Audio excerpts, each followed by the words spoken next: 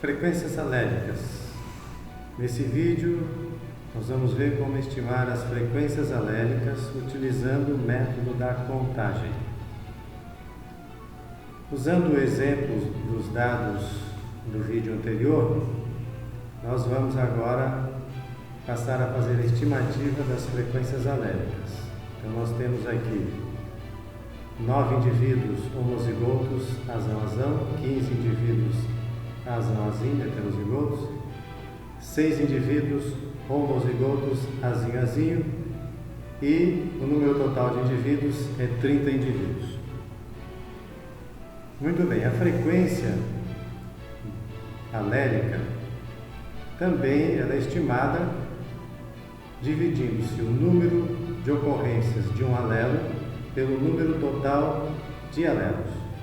Então aqui nós temos que perceber um detalhe importante, é que se cada indivíduo tem 2 alelos, então o número total de alelos corresponde a 2 vezes o número de indivíduos.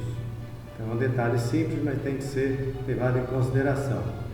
E assim a frequência do alelo azão nós vamos chamar de P e a frequência de azinho de Q. Isso é uma representação que se utiliza tradicionalmente na genética de populações, então vocês já vão se familiarizando com essa notação.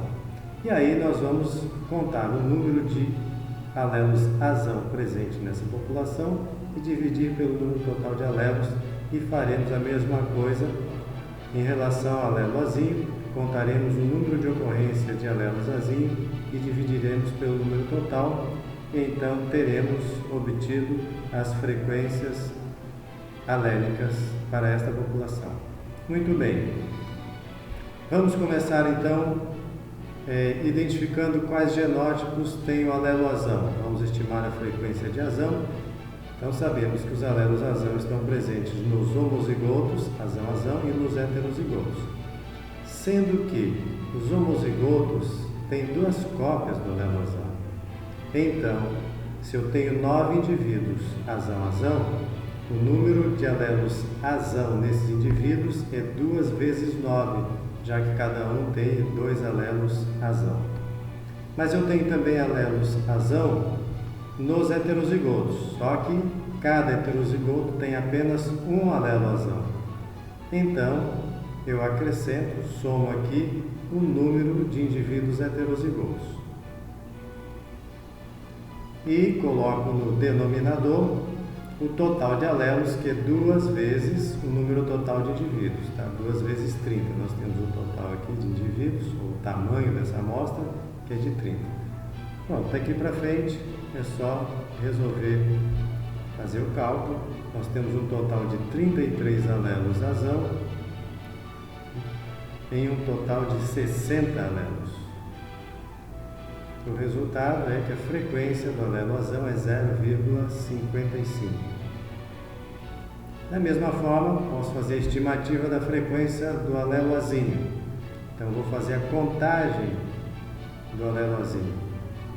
Agora eu tenho 6 indivíduos que são homozigotos para o azinho, portanto, cada um tem 2 cópias desse alelo, por isso eu multiplico o número 6 por 2 e acrescento aqui o número de heterozigotos, já que os heterozigotos também têm o alelo azinho, sendo que cada um só tem uma cópia do alelo.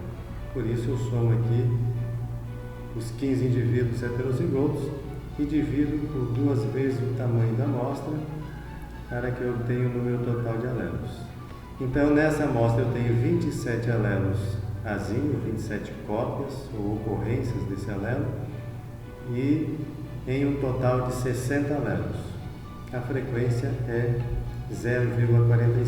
Então as frequências dos alelos azão e azinho nessa amostra populacional são respectivamente alelo azão 0,55, alelo azinho 0,45. Há também uma propriedade interessante, que é que a soma das frequências dos alelos corresponde a 1. Assim, se nós pegarmos os dados que temos aqui e somarmos, o resultado será 1. E aí, surge uma alternativa interessante para o cálculo de frequências alélicas. É que, se eu sei a frequência de um alelo, para eu saber a frequência do outro alelo, basta subtrair de um.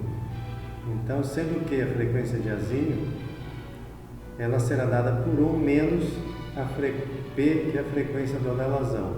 Usando os dados que temos aqui, a frequência de azinho poderia ser estimada da seguinte maneira: 1 menos a frequência de azão, e nós teríamos o mesmo valor, 0,45, que nós já havíamos estimado.